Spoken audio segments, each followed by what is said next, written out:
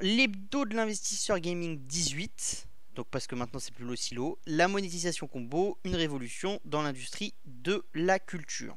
Allez, donc du coup l'avant-propos comme à chaque fois, hein, tout ce qu'on dit ça doit être vu vraiment dans un angle stratégique, c'est pas du tout des recommandations d'achat ou de vente de société, hein. C'est vraiment purement intellectuel pour la compréhension du secteur du jeu vidéo et qu'après vous puissiez avoir un peu plus de clés pour justement comprendre le secteur et vous dire ah c'est plus intéressant peut-être de réfléchir à investir dans telle ou telle société. Après quand vous allez faire vos décisions d'investissement, on vous conseille toujours de prendre conseil auprès de quelqu'un qui est agréé par l'AMF pour avoir un conseil de qualité, voilà, sans souci. On continue. Donc le sommaire, chiffre gaming S18, vente US avril et mai, le futur du gaming, la monétisation combo, en pratique IA, paradis des lootbox et parlons gaming. Donc c'est un petit, y a pas grand chose qui se passe dans l'univers en ce moment, enfin pas grand chose. Il y a beaucoup de choses de profondes qui se passent et dont on va parler, surtout la monétisation combo, mais après il y a pas, voilà, il y a pas de résultat ou de ce genre de choses, ou alors c'est des petites sociétés. Donc on y va. Donc au niveau des ventes, bon, bah, comme on voit, on a toujours le même problème, hein, je vous l'expliquais, hein. Le problème, c'est ce décalage pour Microsoft au-dessus du 2 PS5 vendus pour une Xbox. Et là, vraiment, je vous ai expliqué qu'on passait à 2,1, qu'on tendait à 2,2, et maintenant on commence à dépasser ce 2,2, et ça devient vraiment problématique pour Microsoft à long terme, hein. Parce que même si au niveau de vente totale, les consoles sont assez proches, dans le temps, Sony va prendre de la part de marché. Et si on continue comme à l'heure actuelle, Sony aurait plus de parts de marché que sur la génération d'avant. Ou déjà sur la génération d'avant, Sony avait énormément de parts de marché. Et le but de Microsoft, c'était de se rattraper. Donc un peu complexe. Chez Nintendo, la Switch repasse les 400 000 ventes. Alors je vous ai expliqué, la Switch c'est drivé par des jeux, il n'y a pas de jeux importants qui sont sortis en ce moment, donc voilà.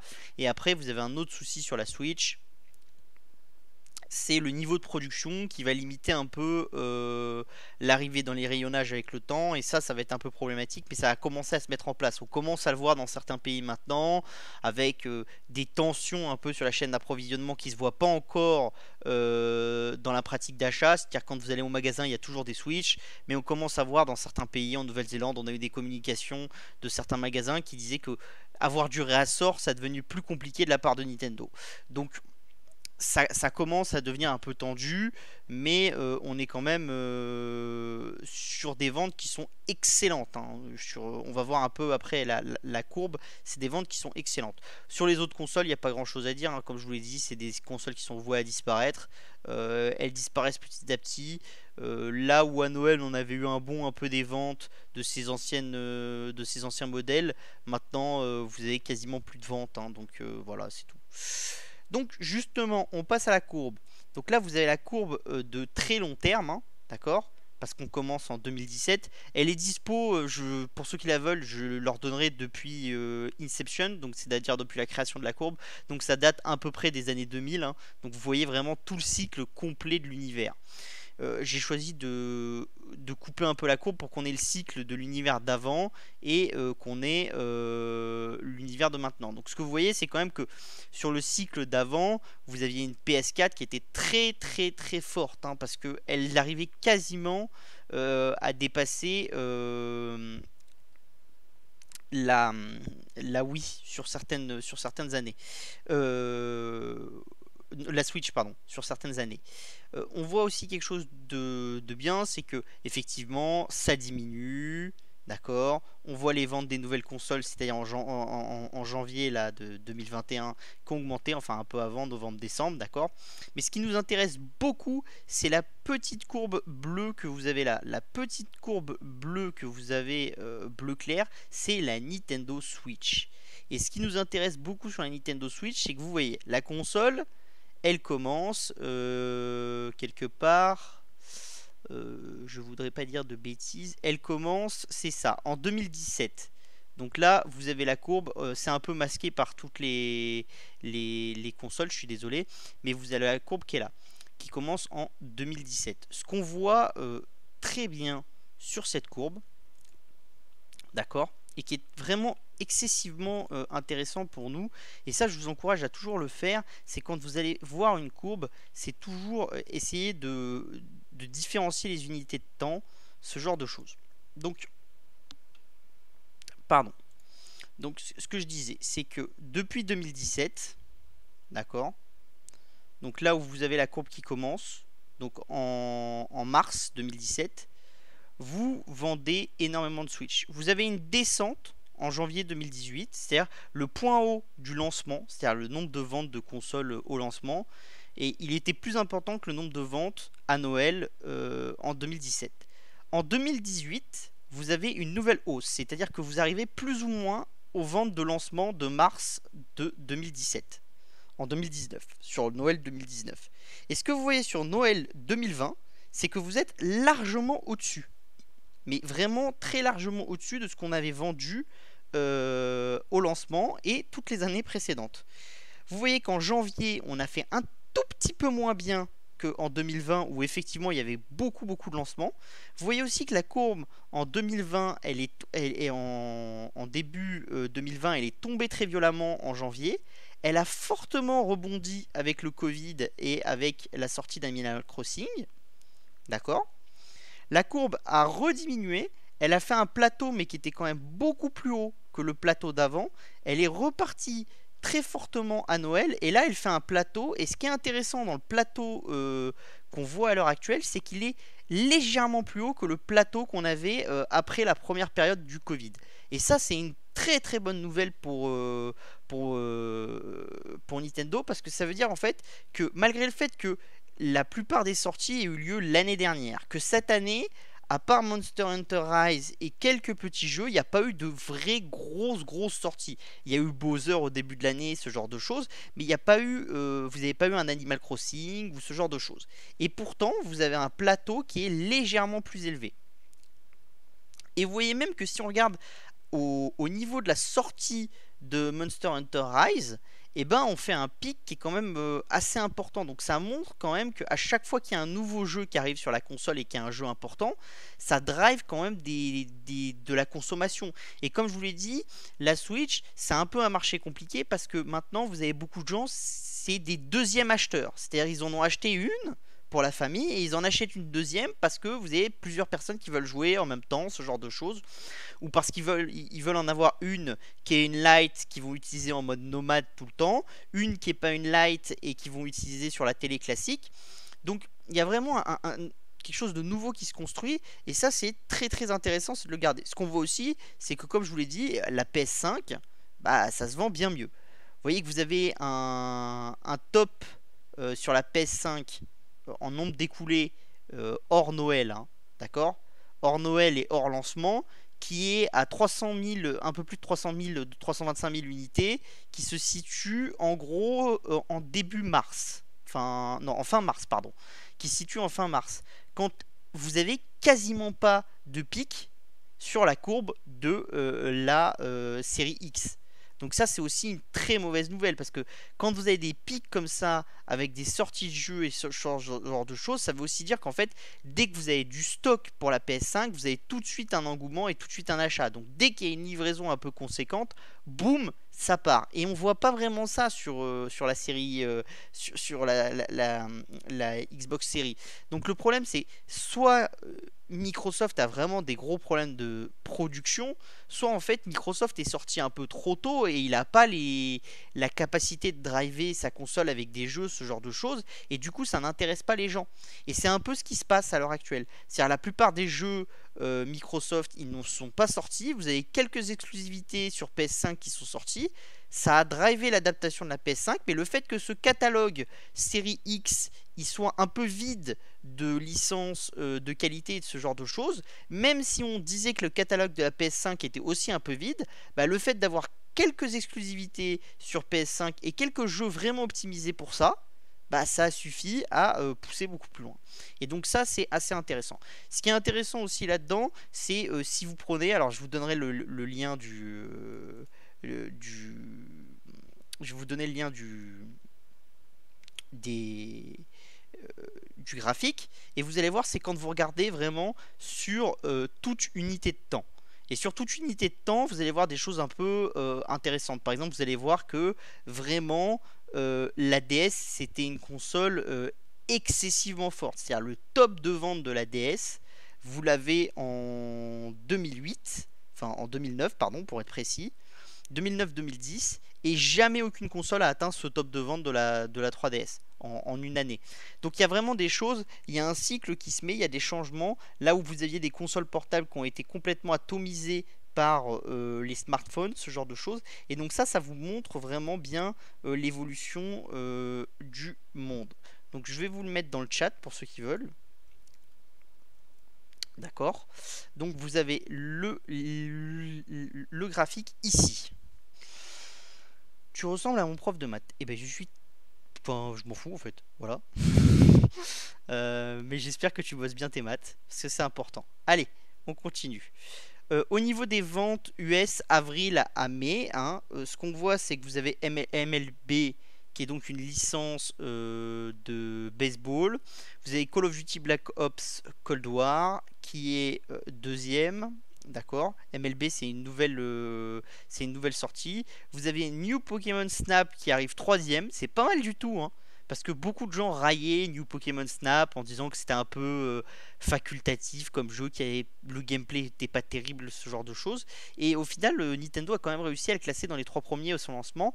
Bon, je pense que c'est une licence qui va assez vite s'éroder, hein. Enfin, une licence, non, mais c'est un jeu qui va assez vite s'éroder, mais ça montre aussi toute la force de la licence Pokémon. C'est-à-dire, en fait, dès que vous sortez un jeu Pokémon, vous avez quasiment assuré de le mettre dans le top des ventes, quel que soit le jeu. Et là, on est vraiment dans un jeu Pokémon, New Pokémon Snap. C'est vraiment, vous faites des photos de vos Pokémon, ce genre de choses. C'est très loin du jeu Pokémon de base, et pourtant, rien que la licence arrive à driver les choses. Vous avez Outrider. Vous avez Nier Replicant. Donc ça, je vous l'avais expliqué, hein. Ça, c'est aussi une licence assez jeune de chez Square Enix. Et le but, c'est vraiment de pousser ces licences, hein. Donc chez Square, c'est de pousser ça. Vous avez Mortal Kombat 11. Voilà. Vous avez Monster Hunter Rise qui commence vraiment à diminuer fortement. Mais il a fait une très très bonne sortie, hein. Vraiment, tout le monde s'attendait pas à ce qu'il y ait autant de jeux vendus, hein. Ils en ont vraiment vendu beaucoup. Vous avez Returnal, qui est un nouveau jeu. Vous avez It Take Two, qui vraiment pour EA est une bonne surprise. C'est un petit jeu qui joue à deux et qui a mis un peu de temps à se lancer, et qui a, avec Twitch en fait, il y a eu un engouement de certains streamers et il a eu une petite deuxième vie, et il se vend très très bien. Et après vous avez Mario Kart.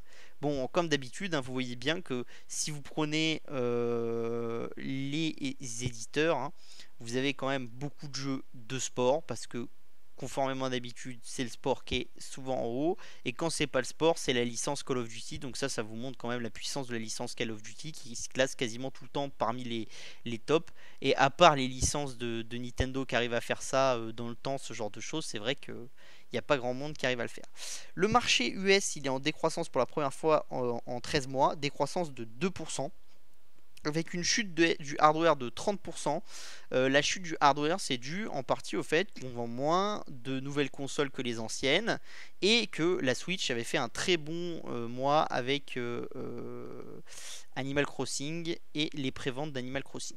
Au niveau des accessoires, vous êtes en baisse de 23%. Donc ça, c'est ce que je vous ai expliqué. Les accessoires, c'est vraiment un bon proxy du jeu vidéo, qui avait fait une excellente une excellente année 2020, un début d'année 2021. La question, c'est est-ce qu'à partir du S2 2021, on va pas commencer à descendre sévèrement sur les accessoires, et les gens se sont équipés, rééquipés, et en fait le cycle il a été fait très très rapidement, avec un cycle très très fort cette année, et après on va repartir sur le cycle d'avant, c'est-à-dire des gens qui changent tous les 3-4 ans, ce genre de choses, comme un cycle console un peu classique. Donc ça, c'est des choses, des questions qui se posent. Il y a des gros jeux qui vont sortir sur le hardware, et enfin sur les accessoires. Donc les gros jeux qui vont sortir, vous avez pas mal de jeux de voitures qui vont sortir, donc vous avez tout l'univers des volants, des choses comme ça. Ça va être intéressant parce que c'est un univers qui a beaucoup monté aussi en 2020 et en début de 2021. La question c'est est-ce que les gens ont préacheté du matériel en prévision de ces jeux-là, ou est-ce que les gens ont acheté du matériel mais ils vont racheter du nouveau matériel encore une fois quand ces jeux vont sortir et qu'on va sortir du matériel dédié à ces jeux. C'est pour le moment, d'après les dires des sociétés qui sont dans ce secteur, donc d'après les dires d'Andorre AG, de Guillemot Corporation, de Logitech et tout, il y a toujours une grosse demande au niveau des accessoires un peu plus premium et voilà, les types les volants, joysticks, ce genre de choses. Sur les manettes, sur les casques et les claviers, c'est un peu plus compliqué. On commence à avoir des publications qui sont un peu plus complexes, surtout sur l'aspect bas de gamme. Le bas de gamme et le moyen de gamme a quand même, pâtit quand même pas mal d'un marché qui s'est suréquipé. Le haut de gamme, c'est un peu moins vrai. Après, ça dépend des marques. Des marques comme Razer ou ce genre de choses qui étaient structurellement haut de gamme ont un peu plus de difficultés là. Mais voilà. Après, jeux et services, vous êtes à plus de 12%. Donc ça vous montre que l'univers complet du gaming, entre guillemets, il est en train de descendre. Il était un plus haut avec une croissance très très forte et il descend à moins 2%. Mais ça veut dire qu'en fait, si vous n'aviez pas cette pénurie de puces, au niveau du hardware, vous aurez moins de soucis. Et du coup, on serait plus ou moins à l'équilibre. Et après, le gros du secteur, c'est-à-dire jeux et services, qui est les choses de très long terme, c'est-à-dire que c'est vraiment c'est ce qu'on dépense tous les ans. Vous voyez qu'il y a toujours une très très forte croissance, malgré le fait que le Covid, c'est pas fini, mais que les confinements sont plus ou moins finis, que les gens peuvent aller au théâtre, au cinéma, ce genre de choses, et qui vont passer moins de temps sur le jeu vidéo. Et pourtant, même en passant moins de temps sur le jeu vidéo, on a toujours une monétisation qui est en forte hausse. Donc ça, c'est une très très bonne chose. Donc voilà.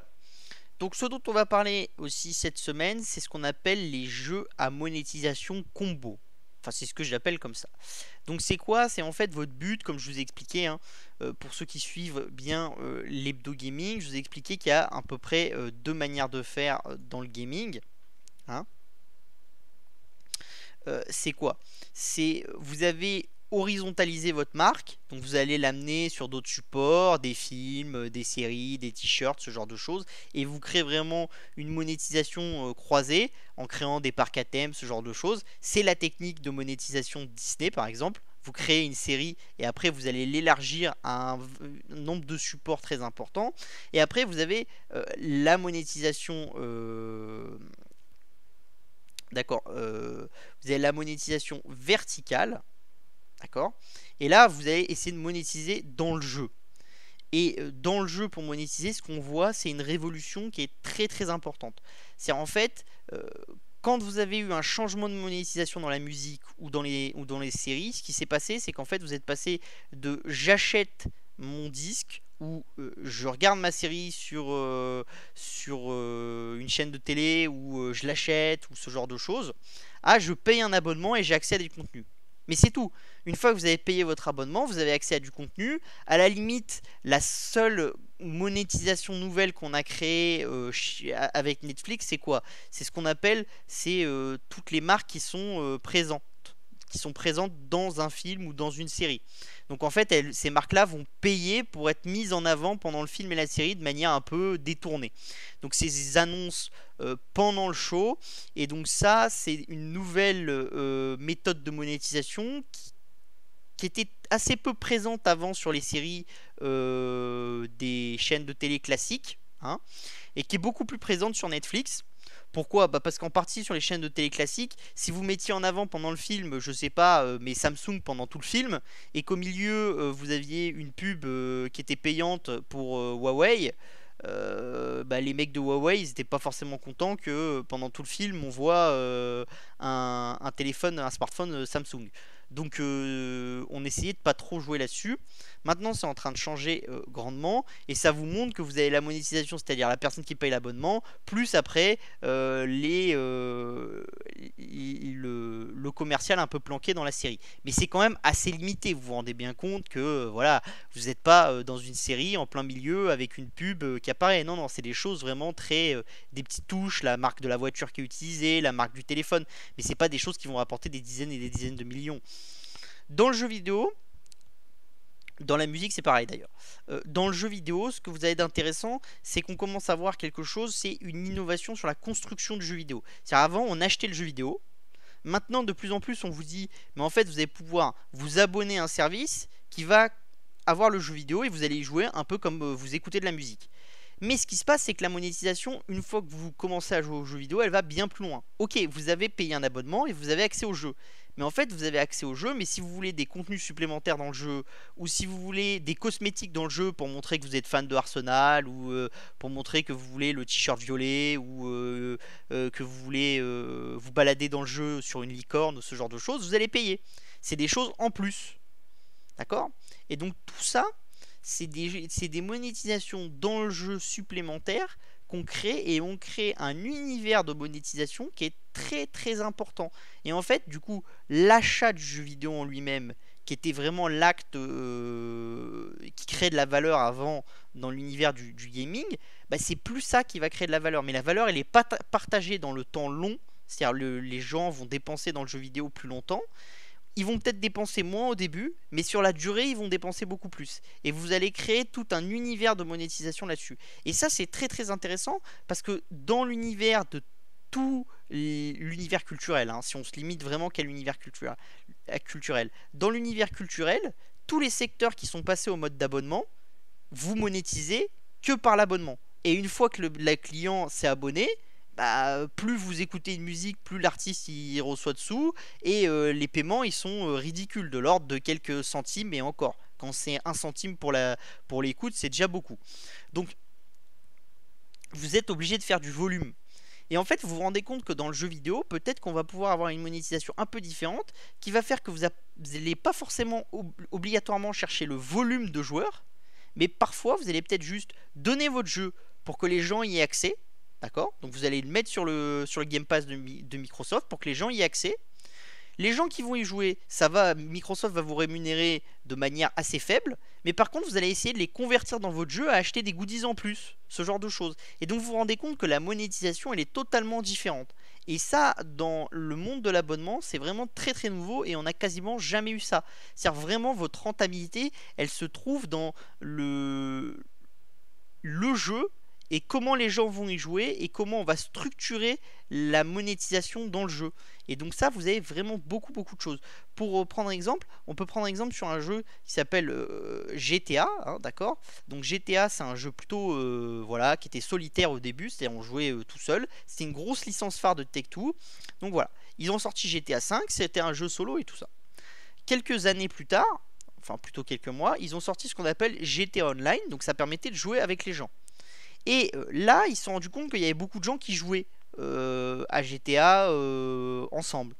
Et ils se sont dit, faut pas qu'on perde ces gens-là, donc il faut qu'on crée quelque chose. Et donc ce qu'ils ont fait, c'est qu'ils ont vu le jeu GTA comme un jeu par abonnement, as a service. C'est-à-dire c'était quoi? Ils allaient apporter du contenu dans GTA pendant des années et des années, continuer à envoyer du contenu dans le jeu, parce que comme ça les joueurs continueraient à jouer, et en mettant en place des événements de temps en temps, en créant des updates payants, des gratuits, ce genre de choses, ils allaient construire toute une monétisation de long terme, et ils allaient créer une base d'utilisateurs qui étaient fans de la série GTA, et au lieu d'être là, de leur vendre un jeu auquel ils vont jouer 6 mois, puis de revenir 4 ans plus tard et de leur vendre la suite de la série auquel ils vont jouer 6 mois, ce genre de choses, bah en fait vous les gardez captifs pendant 4 ans sur le online de votre jeu, puis après vous passez à la nouvelle version de votre jeu, puis vous les gardez captifs. Alors vous avez des gens qui vont s'arrêter de jouer, qui vont jouer au jeu en solo, qui vont jouer après un peu online, et puis après voilà,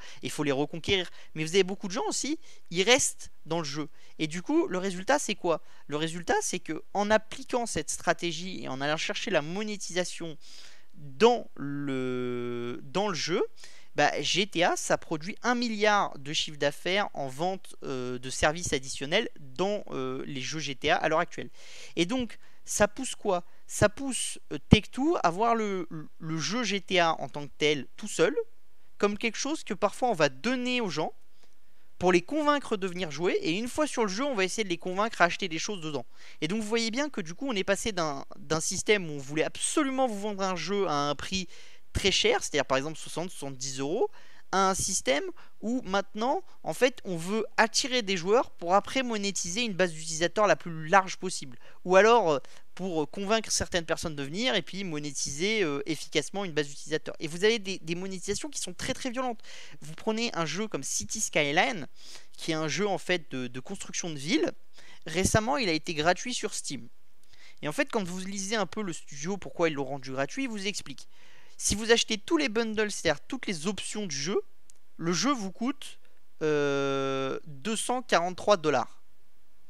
Le jeu en lui-même, il coûte entre 25 et 40 dollars. Donc en donnant le jeu, leur but c'est quoi? C'est de se dire, on va donner 25 à 40 dollars aux gens. En fait, ils vont pas vraiment donner parce que les plateformes vont les payer pour que le jeu soit gratuit un certain nombre de temps.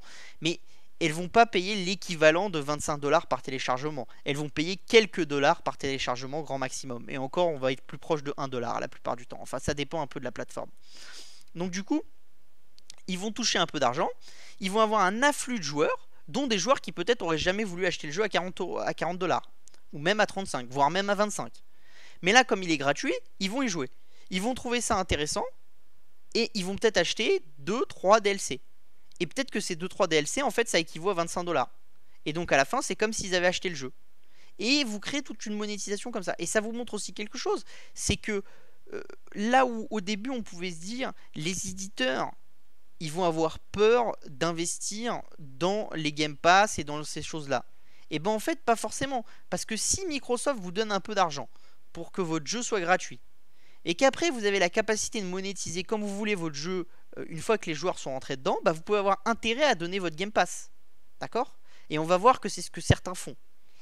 Et donc du coup, la monétisation de GTA, vous vous rendez compte que grâce à ça, ils ont créé toute une communauté sur Twitch et tout, qui font ce qu'on appelle des roleplay, donc des jeux de rôle sur GTA, avec des attaques de casino, ce genre de choses et tout ça. Et ça leur permet d'être tout le temps sur Twitch, ça leur permet de faire en sorte qu'on parle tout le temps de la licence, c'est-à-dire qu'avant GTA c'était une licence qui sortait tous les 4-5 ans. Donc en fait, la licence sortait, on en parlait pendant 2-3 ans, après on n'en parlait plus trop, on parlait de la nouvelle du prochain GTA, la licence sortait, on en parlait beaucoup et tout, et en fait là ce qui se passe, c'est que en ayant installé ce online, il y a toujours sur Twitch des gens qui jouent à GTA parce qu'il y a toute cette communauté qu'on dit roleplay, du coup le jeu il est toujours à bas bruit, très présent dans les médias, et quand ils vont sortir le nouvel opus, ils vont pouvoir s'appuyer sur cette communauté et sur ce fait que la licence elle est toujours présente à bas bruit, donc les gens ils s'en rappellent tout le temps et on vous le matraque.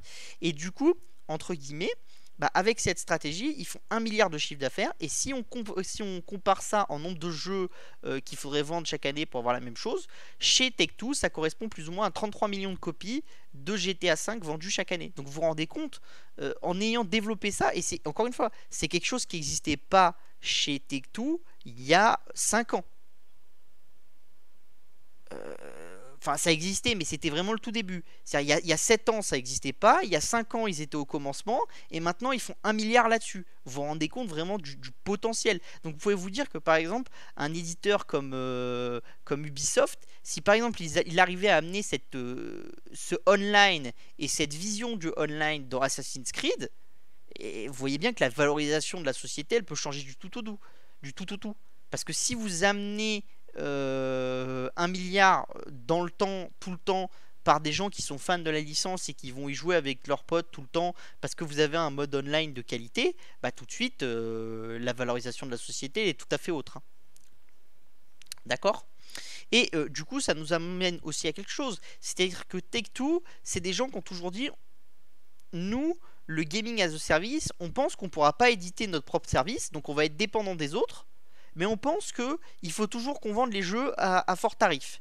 Et en fait, du coup, qu'est-ce que nous apprend Take-Two à l'heure actuelle? C'est plus ou moins ce que nous a appris Disney avec la sortie du dernier Mulan. C'est en fait, chez Tech2, ils nous disent, quand on va sortir le prochain GTA, il sera pas disponible sur les plateformes de gaming as a service. On va le vendre 65$ ou 70$. Pendant un an, il va être à ce tarif-là. Après, on va peut-être le passer entre 45 et 50$. Et par contre, à la troisième année, on va commencer à le mettre en place sur les plateformes. Et là, on va essayer de capturer des nouveaux joueurs qui n'auraient pas forcément acheté le jeu. Les gens qui sont fans de la licence, ils vont continuer à payer 65-70$ pour y jouer tout de suite. Les gens qui veulent jouer avec leurs copains et qui sont un peu moins fans, ils paieront entre 45 et 50$ l'année 2. Les autres, eh ben, ils vont venir en masse l'année 3, et là, on va essayer de les convertir en leur faisant acheter des choses dans le jeu. Et du coup, vous vous rendez compte de, entre guillemets, l'importance de la communauté quand vous allez avoir un Game Pass. Et donc vous voyez aussi l'importance qu'a Microsoft dans cet univers. C'est que le nombre de joueurs qui sont abonnés au Game Pass de Microsoft donne une puissance à Microsoft qui peut aller vers ses partenaires et lui dire, bah écoute, j'ai 50 millions de joueurs, c'est pas les vrais chiffres, hein, mais j'ai 50 millions de joueurs qui ont mon Game Pass, donc si tu viens chez moi, il y a 3-4 millions de personnes qui vont télécharger ton jeu et y jouer, je vais te payer quelques millions pour ça. Mais en plus, dis-toi que si tu monétises bien ces joueurs dans ton jeu, tu vas pouvoir gagner 10, 15, 20, 30 millions. Et donc vous voyez aussi que tous les éditeurs indépendants et toutes les petites structures comme Focus, comme Digital Bros, ce genre de choses, si elles arrivent à, dans un jeu, même un jeu avec une communauté assez faible, à créer une monétisation de long terme et avoir une communauté de quelques centaines de milliers de joueurs qui dépensent tous les ans un petit quelque chose, bah, tout de suite vous avez un revenu qui s'installe dans le temps qui est considérable. Considérable. Alors plus le temps va passer, plus ce qu'on appelle le back catalogue, donc c'est ce que je vous explique, c'est tous les jeux qui sont sortis depuis plus d'un an et qu'on continue à vendre en promo, ce genre de choses. À mon avis, plus le temps va passer, plus ce back catalogue, entre guillemets, il va être poussé dans les plateformes de gaming as a service, donc les services d'abonnement pour jouer aux jeux vidéo, d'accord ? Et plus, entre guillemets, ce qui va se passer, c'est quoi? C'est que au lieu d'être dans on essaye de faire de la promo pour vendre les jeux, on va essayer de faire jouer le plus longtemps possible au jeu les gens, donc avoir des jeux de qualité, et on va essayer de monétiser les nouveaux joueurs qui viennent jouer à un jeu, donc en leur vendant des petites des extensions, ce genre de choses. Et donc vous voyez bien que l'univers complet change. D'accord? Et d'ailleurs, chez Microsoft, ils nous le disent, hein, parce qu'ils vous disent que la monétisation, entre guillemets, alors j'ai mis la phrase là, elle est en anglais, mais c'est ce que je vous ai expliqué. Donc Sarah Band, qui est vice-président responsable de l'écosystème vidéoludique chez Microsoft, nous explique qu'en fait, la monétisation dans l'univers du gaming, elle est beaucoup plus poussée et elle permet beaucoup plus de choses que sur Netflix ou sur l'univers de l'audio, ce genre de choses. Donc vous voyez bien qu'en fait, l'univers culturel et l'industrie du gaming, c'est déjà plus que l'industrie du cinéma, de la série et des films et comment ça s'appelle, et de la musique. Et en plus, la capacité à créer des nouveaux systèmes de monétisation dans cet univers, il est plus important. Donc à terme, l'univers du gaming, ça va être quelque chose de considérable, vraiment très très important. Donc ça, il faut vraiment y penser à long terme. On va voir un peu un petit exemple, d'accord? Donc là, vous avez entre guillemets les répartitions, et donc vous voyez bien ce que je vous ai dit, hein. C'est-à-dire, le bleu, c'est le jeu, on paye le jeu complètement. Le gris, c'est des abonnements. Donc ça, vous l'avez surtout dans les MMO, ce genre de choses et tout. Et aussi dans les Game Pass, voilà. Donc vous voyez que ça commence à prendre de l'importance. Et vous voyez autre chose, quelque chose qui prend de l'importance, c'est in-game expense. Donc ça veut dire on achète dans le jeu. Et donc vous voyez bien que la monétisation qui était avant quasiment entièrement on achète le jeu. Et après, ça dépendait des supports, mais par exemple pour les MMO, vous aviez de l'abonnement, vous aviez un peu d'achat in-game pour certains jeux, mais c'était limité. Maintenant, on est vraiment sur un truc qui est sur trois piliers bien forts, et le but, ça va être de créer des choses sur ces trois piliers, et de créer des jeux qui ont toujours cette notion de profiter des trois piliers, aussi bien l'abonnement, aussi bien l'achat in-game, et aussi bien l'achat en one-shot en une fois. Donc ça, c'est vraiment très très intéressant. Donc voilà. Pour prendre exemple, on va prendre exemple sur EA. Alors EA, il y a le rapport annuel qui est sorti et du coup il y a beaucoup de choses intéressantes. Pour ceux qui suivent ce que je vous ai dit sur EA depuis quelques temps, je vous ai dit qu'une partie du risque de EA c'était ce qu'on appelle les loot box et c'est ce qui est dans les jeux entre guillemets. Vous allez acheter, vous allez payer une boîte et dedans vous avez des cosmétiques et puis c'est du hasard, c'est un peu du voilà du gambling et votre but c'est d'avoir certains types de cosmétiques mais vous n'êtes pas sûr de les avoir donc vous allez dépenser et acheter plein de lootbox différentes pour avoir la chance d'obtenir ce que vous voulez. Donc voilà. Donc ça, ils l'ont développé aussi dans toute une gamme qui s'appelle Ultimate Team. Donc ça vous permet quand vous jouez en ligne à des jeux de sport de EA. Ben en fait, si vous voulez jouer avec Kylian Mbappé, ce genre de choses, il faut, entre guillemets, obtenir la carte. Et pour obtenir la carte de Kylian Mbappé, vous ouvrez des loot box que vous pouvez soit acheter, soit obtenir en ayant de la monnaie in-game et en jouant, entre guillemets. Et en fait, si vous voulez les meilleurs joueurs, faut jouer beaucoup et faut payer beaucoup. C'est à peu près c'est ce qu'il faut faire. Ou il faut payer plus que beaucoup pour être sûr d'avoir tout ce qu'on veut sans jouer beaucoup. Donc forcément, ça coûte très très cher.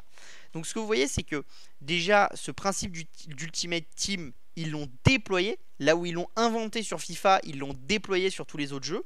Et leur but, quand on commence à parler un peu avec EA Sport et tout, on se rend compte que leur but, c'est vraiment d'amener ce principe d'Ultimate Team sur le plus de jeux de sport possible. Et peut-être plus tard, d'essayer de bâtir des nouvelles choses sur ce principe d'Ultimate Team. Donc par exemple, permettre des échanges d'un jeu à l'autre, ce genre de choses, tout en prenant une commission au passage. Hein, parce que c'est toujours le but. Voilà.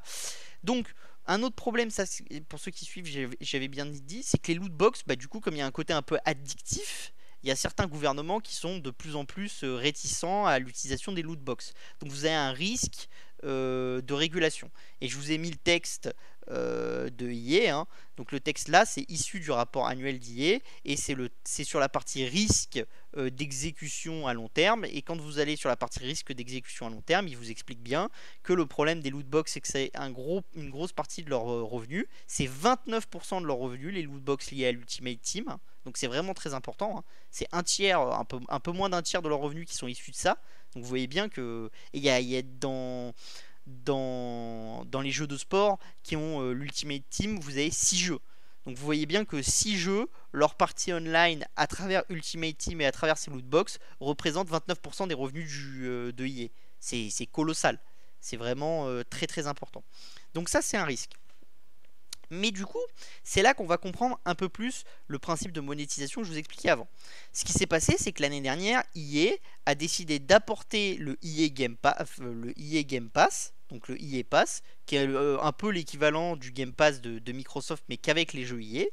Ils l'ont importé dans le Game Pass de Microsoft. Donc ils ont créé un contrat avec Microsoft, ils ont amené leur Game Pass dans celui de Microsoft. Et quand vous achetez le Game Pass de Microsoft, vous avez le EA Game Pass. Et il y a beaucoup de choses, il y a beaucoup de trucs qui ont un peu surpris. Alors vous avez des jeux qui sont pas dispo tout de suite, mais vous avez beaucoup de jeux, dont les jeux de sport comme FIFA et tout ça, dès leur sortie ils sont disponibles, ou quasiment dès leur sortie ils sont disponibles. Et en fait, beaucoup de gens se sont dit, mais c'est bizarre parce que les gens auraient pu acheter le jeu à 60 € ou ce genre de choses, pourquoi aller le mettre dans un pass? Et bah parce qu'en fait, justement, ils vont créer la rémunération non plus en vous vendant le jeu quand ils vous vendent un jeu de sport, mais en vous vendant des éléments et des joueurs professionnels de l'Ultimate Team dans Ultimate Team à travers ces lootbox. Donc leur manière de se rémunérer maintenant, c'est plus forcément de vous vendre le jeu, mais c'est de l'apporter à la communauté de Microsoft, de dire jouez à notre jeu, de les convaincre de jouer en ligne et de dire ah bah tu veux des meilleurs joueurs pour pouvoir combattre, pour pouvoir faire des matchs de qualité face aux autres, et ben paye, achète des box pour essayer d'avoir ta petite vignette Kylian Mbappé pour pouvoir jouer avec Kylian Mbappé dans le mode multijoueur. Donc c'est vraiment vraiment très très intéressant et vous voyez vraiment que ça commence à avoir une importance parce que comme je vous l'ai dit, des gens comme Take-Two, des gens comme EA commencent à pousser leur catalogue dans des services comme celui de Microsoft pour aller s'accaparer une partie des utilisateurs et essayer de les convaincre de devenir des utilisateurs de leur licence à très long terme et les monétiser dans le jeu. Et donc ça c'est vraiment quelque chose de très très intéressant. Donc voilà. c'était à peu près tout pour la multimonétisation. Et c'est vraiment quelque chose qu'il faut comprendre. Et donc maintenant, entre guillemets, quand vous suiviez avant un studio de jeux vidéo où vous pouviez vous dire je vais suivre le nombre de jeux qui sont vendus, les avis des joueurs, et c'est bon, je sais à peu près si le studio va marcher, ce genre de choses. Ben, moi, je peux vous dire que par exemple, il y a beaucoup de studios que je suivais. Ben, maintenant, j'ai du mal à trouver le range dans lequel ils vont vendre leur jeu, en fait. Et enfin, le range de revenus qu'ils vont faire grâce à leur jeu. Parce que justement, cette monétisation in-game, c'est très compliqué de la suivre. Vous avez beaucoup de mal à la suivre.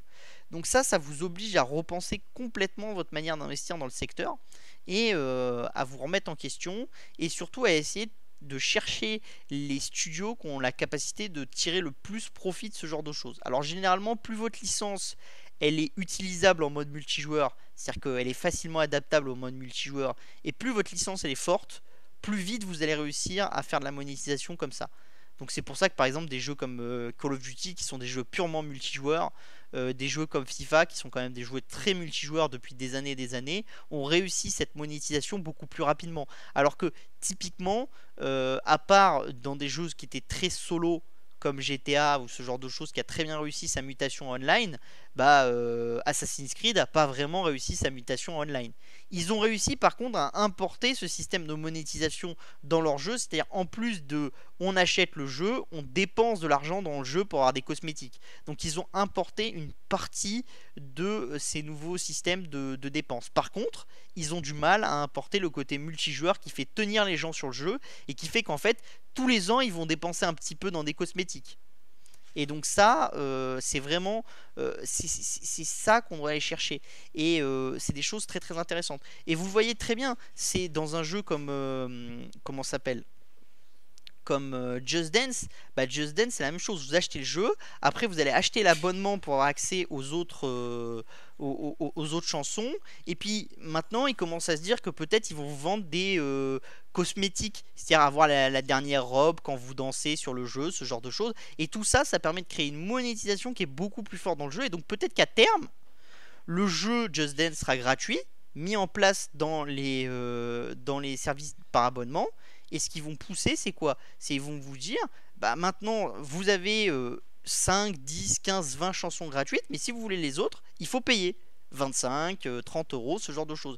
Et en fait, quand vous avez déjà commencé à jouer au jeu, quand vous avez déjà commencé à jouer à un jeu, vous êtes plus à même de payer que quand vous n'avez pas commencé. Parce que, entre guillemets, c'est un peu comme l'âne et la carotte, quoi. On vous a mis la carotte devant, vous avez commencé à manger la carotte, vous avez envie de finir de la manger.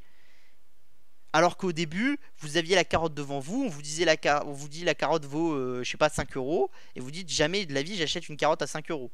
On vous donne la moitié de la carotte, il reste la moitié de la carotte, on vous dit je t'ai donné la moitié de la carotte, mais l'autre moitié de la carotte ça coûte 10 euros.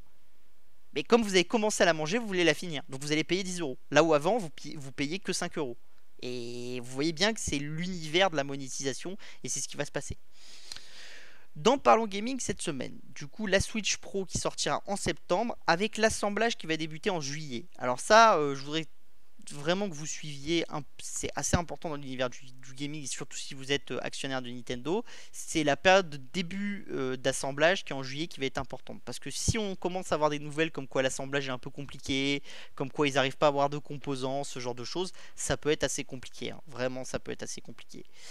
Après, vous avez Fnatic qui récupère 17 millions de dollars auprès d'un family office japonais pour s'étendre aux jeux de combat et au versus fighting et s'étendre en Asie, surtout en Corée et au Japon. Donc ça vous montre toujours que l'e-sport ça attire de plus en plus d'investissements. Et vous avez Tencent qui prend 3,8% de Remedy, qui est un petit studio de très haute qualité européen. Et qui prend 500 000 actions de la société auprès d'Accendo Capital, qui détient toujours 1,5 million d'actions. Donc les spéculations, c'est est-ce que Accendo va sortir petit à petit dans le temps. Ça vous montre aussi que Tencent, c'est vraiment une pieuvre, parce que c'est vraiment dans tous les supports, hein. Vous l'avez chez nous, voilà, vous l'avez chez Ubisoft, vous l'avez chez Remedy, vous l'avez dans beaucoup de studios différents. Donc vous n'avez pas pas d'intégration vraiment chez Tencent. Ils apportent du talent et du capital aux sociétés dans lesquelles ils vont, mais ils font pas d'intégration, ils mettent pas tout ça au sein d'un grand groupe. Mais s'ils mettaient tout ça au sein d'un grand groupe et qu'ils consolidaient un peu tout leurs actifs gaming étrangers, il y a des gens qui diraient que ça en ferait un groupe qui vaut à minima 50 à 100 milliards de dollars. Donc ça vous montre un peu la puissance de cet investisseur. Ça vous montre aussi le côté systémique de cet investisseur. C'est que si demain Tencent avait un problème et était obligé, je sais pas, le gouvernement chinois commence à dire on est obligé de découper Tencent, tout ce genre de choses, commencerait à y avoir des sorties de certains studios où ils sont actionnaires minoritaires, et ça pourrait être gravement problématique dans l'univers, parce que ça voudrait dire qu'il y a une rotation des participations très importante qui va se faire. Il faut trouver des gens qui sont à même d'acheter vos titres en face, et donc quand vous avez un acteur entre guillemets systémique comme ça qui détient beaucoup de titres de beaucoup d'acteurs différents, le jour où il fait faillite ou alors le jour où il doit revoir sa stratégie, bah, ça peut complètement plomber l'univers, parce que ça veut dire que vous avez beaucoup d'actifs à vendre et les autres acteurs sont pas forcément là. Après, c'est pas du tout ce qui risque d'arriver, enfin ça peut arriver dans l'univers du jeu vidéo, mais c'est pas du tout ce qu'on voit à l'heure actuelle. Donc voilà, je vais prendre les questions. Sur les actions dont tu parles, bon point d'entrée. Je commande pas le prix des actions dans lesquelles je parle, et c'est pas des conseils d'achat ou de vente. C'est vraiment la stratégie de ces sociétés. Il n'y a pas de conseil d'achat ou de vente, donc je commenterai pas les prises de position là-dessus. C'est pas le but. Et en plus, on n'aurait pas le droit. Ça contrevient à la réglementation de l'AMF.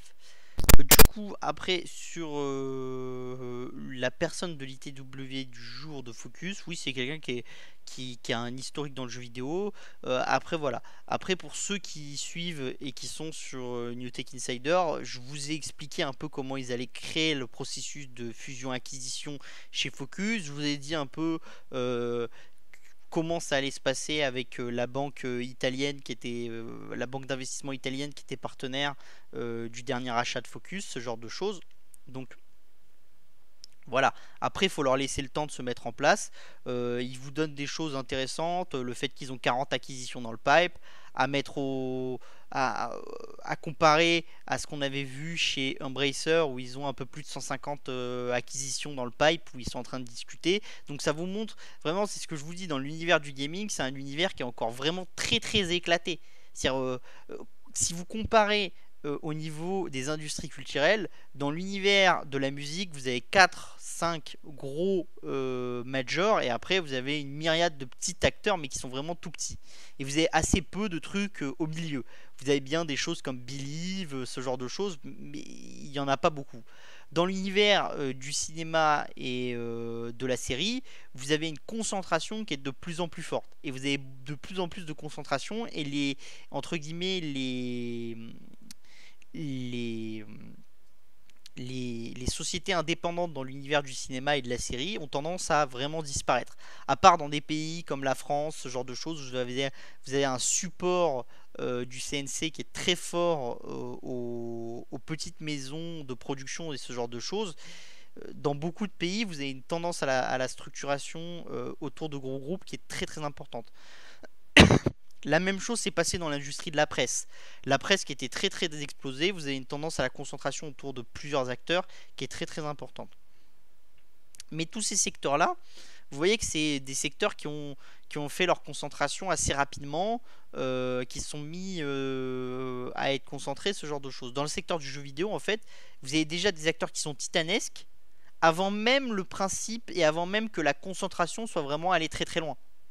Donc il y a vraiment beaucoup à faire sur la concentration dans l'univers du gaming. Et il y a beaucoup d'acteurs, vous avez beaucoup de jeux qui sortent. Voilà, c'est totalement autre par rapport aux autres secteurs des industries culturelles. Et ça, c'est vraiment très très intéressant pour nous, parce que ça veut dire que la possibilité, elle est vraiment considérable. C'est-à-dire que vous voudriez investir dans l'industrie de la musique.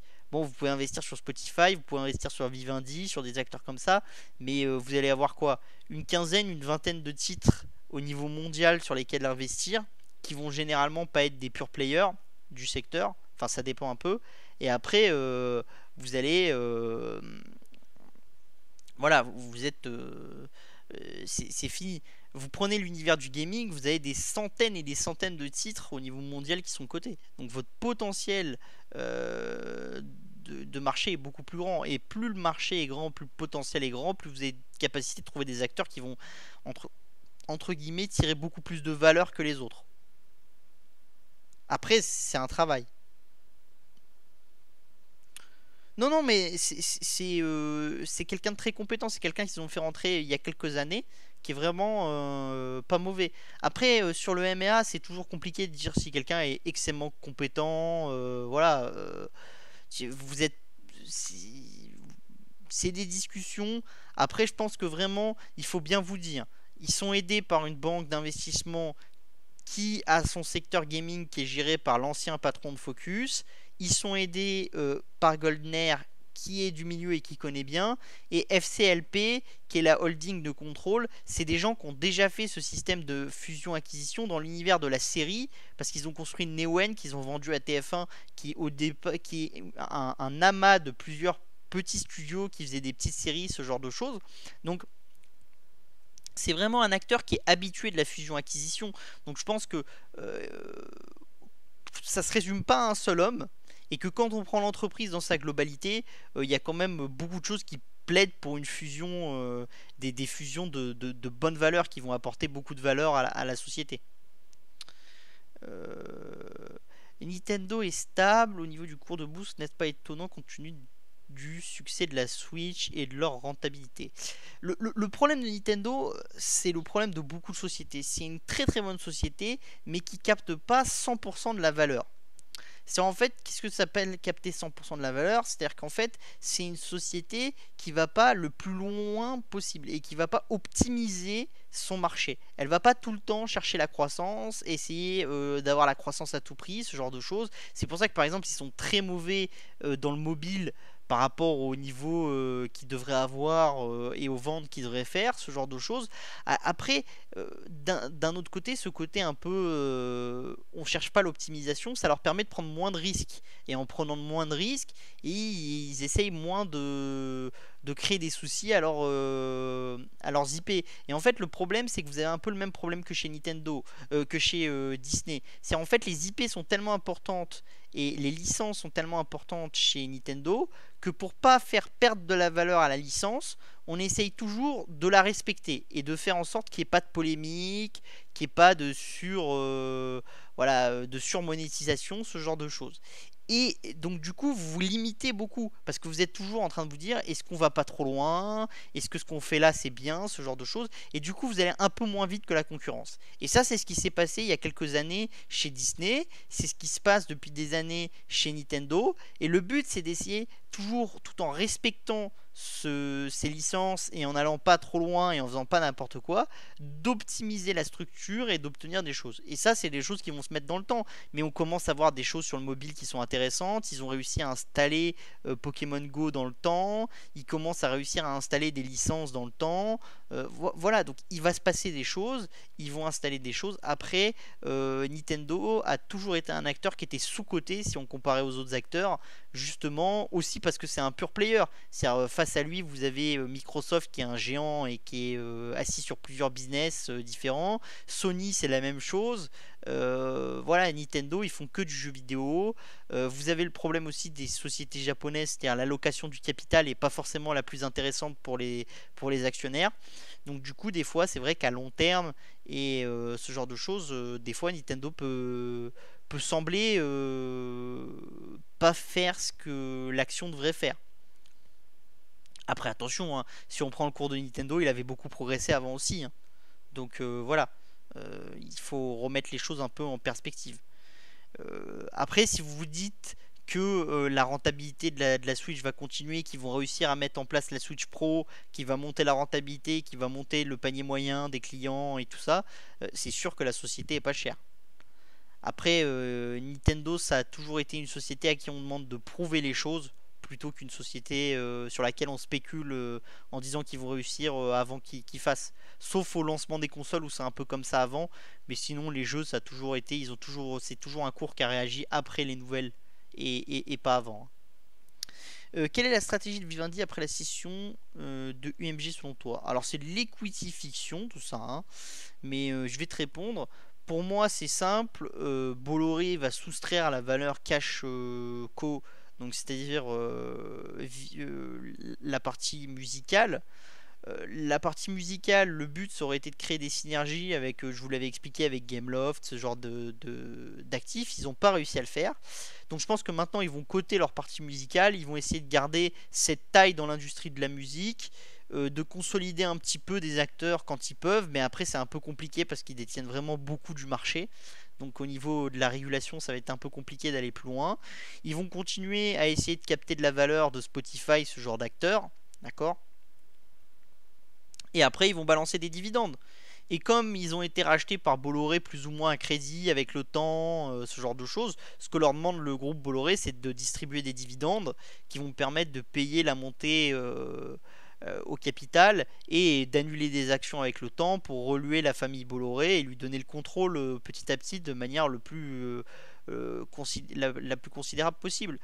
Sur Vivendi, à mon avis, c'est l'inverse qui va se passer. C'est-à-dire Bolloré a une partie du capital, ils vont extraire la valeur de rendement de Vivendi, ils vont garder la partie série, film, télévision, enfin toute la partie média. Et maintenant, je pense qu'une fois qu'ils ont extrait la valeur pépite de UMG, ils auront plus de facilité à faire des fusions-acquisitions.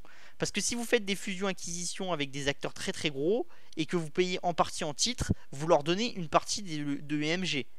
Et je doute que Bolloré ait une volonté d'aller donner par exemple aux Allemands de ProSiebenSat ou aux Espagnols ou ce genre de choses une partie de la valeur de UMG. Donc en allant spin-off UMG et en donnant à Bolloré une partie du UMG directement, bah, il s'enlève ce problème. C'est-à-dire la partie qui va rester du UMG sur Vivendi va être assez faible et maintenant Vivendi aura les mains un peu plus libres pour faire des acquisitions un peu plus globales et va être vraiment un pur player de la presse et des médias. Et il y a beaucoup de choses à faire au niveau des médias en Europe. Parce que à part quelques groupes allemands qui ont vraiment une taille importante dans les médias, mais qui n'ont jamais réussi à passer entre guillemets de j'ai une taille importante, c'est-à-dire je fais entre 5 et 10 milliards de capitalisation un peu plus, à je vais essayer de passer à 100 milliards de capitalisation, 200 milliards. C'est-à-dire je vais essayer de devenir le groupe comme le groupe de Rupert Murdoch, ce genre de choses.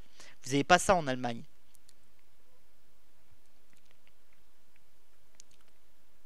Donc ça vraiment, c'est des nouveautés qui vont se mettre en place.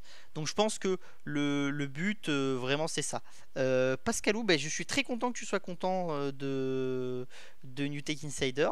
Je t'invite à le publier sur voilà sur les sites d'avis voilà qui normalement tu dois avoir si tu es abonné parce qu'on doit vous le mettre. Et puis voilà et je te souhaite une très bonne soirée. Du coup, voilà pour EMG, pour finir, c'est ce que je vous disais. Donc, on est vraiment dans, à mon avis, le split en deux activités. Et après, une fois qu'ils auront la partie média, ils vont être beaucoup plus agressifs sur la partie média. Et ils sont obligés de l'être. Parce que, entre guillemets, TF1 et M6, qui étaient très peu agressifs et qui avaient une taille quand même importante mais limitée, vous voyez bien qu'ils ont été faire un rapprochement et quand vous parlez au management, ils vous expliquent que c'est la seule manière de vivre les 10-15 prochaines années. Sinon, ils vont finir complètement mangés par des acteurs comme Netflix, comme Amazon, ce genre de choses.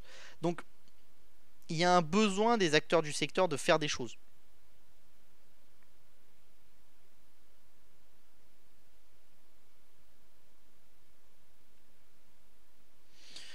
Dans quel but a-t-il cédé une part du capital à un groupe chinois? Je ne peux pas te dire. Vous pouvez avoir un but, c'est d'aller en Chine. Vous pouvez avoir le but de créer, de matérialiser la valorisation. C'est-à-dire quand vous allez donner une partie de UMG, enfin vendre une partie de UMG à des acteurs comme Tencent ou ce genre de choses, ce que vous allez faire, c'est que vous allez créer une valorisation du UMG. Et vous allez dire au marché, il y a des gens qui sont connus, qui comprennent la valorisation des actifs et qui sont prêts à valoriser l'actif comme UMG 30 milliards de dollars. Et donc tout de suite, vous posez quelque chose et vous dites, il y a des gens qui sont capables de valoriser ça. Après, quand le private equity, parce que ça c'est du private, c'est des entreprises entre elles, mais quand une entreprise valorise un actif une certaine somme, ça ne veut pas dire que le marché va suivre cette valorisation. C'est l'exemple typique de SoftBank. SoftBank, il valorise des actifs une certaine somme et le marché valorise jamais comme SoftBank. Des fois, à long terme, ils ont raison, hein. Des fois, ils ont tort. Mais c'est un peu. C'est toujours. Donc, le but, c'est aussi de donner une vision et une valorisation au marché. Et ça, voilà. Après, il y a peut-être des buts aussi d'amener les licences de Canal+, d'amener le monde des médias que va détenir Vivendi dans le temps en Chine, ou de sortir des médias chinois de Chine pour les amener à l'étranger, ce genre de choses. Ça, vous savez pas. On peut pas, voilà, on peut pas tout comprendre non plus dans la stratégie de ces géants, hein.